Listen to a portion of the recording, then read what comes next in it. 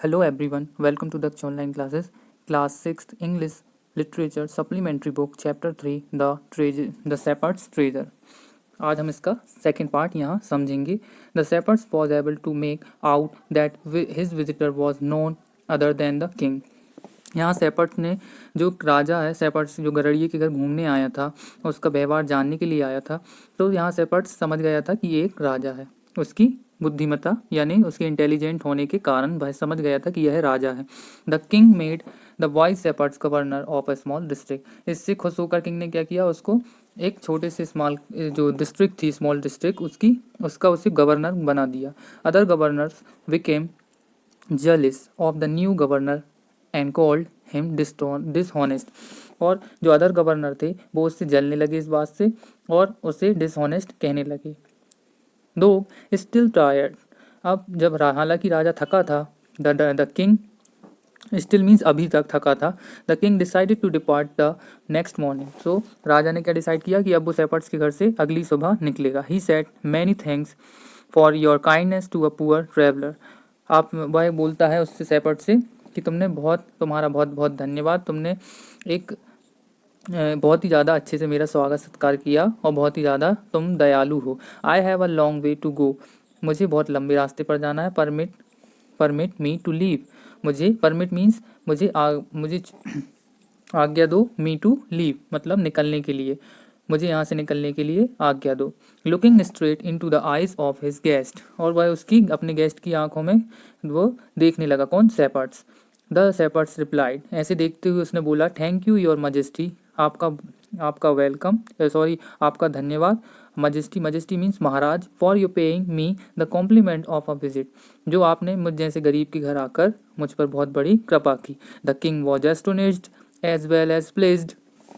Astonished मतलब यहाँ वो किंग चौंक गया था, सरप्राइज हो गया था कि इसने मुझे पहचान लिया है।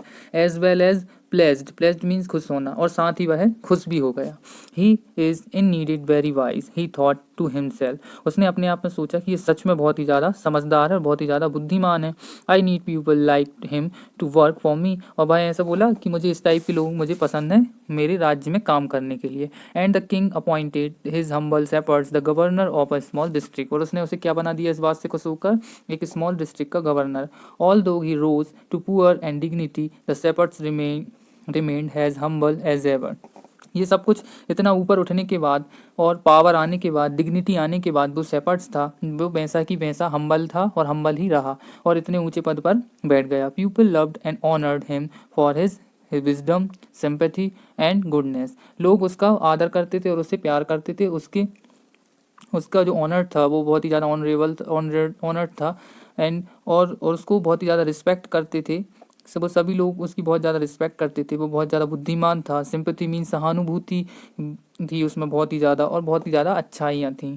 ही was king and just to one and all his fame as a fair and wise governor soon spread throughout the country.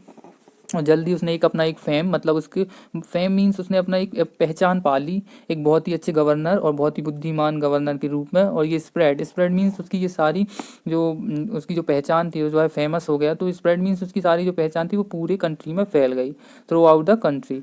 Now the governors of others province, province means जो अलग राज्य थे, जो अलग क्षेत्र थे, grieve terribly jealous of him and began to talk to the king against him।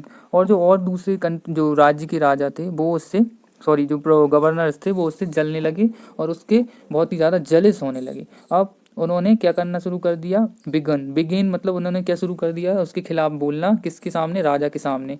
वो बोलने लगे राजा से, they said he is very dishonest, वह बहुत ही ज़्यादा बेईमान है। And keeps for himself part of the money that he collects as tax from the pupil। और वह जो लोगों से जो टैक्स वसूलता है उसका कुछ हिस्सा वह खुद ही बचा लेता है। ऐसा वो लोग राजा को भड़काने लगे। किसके प्रति? शेपर्ड्स के प्रति।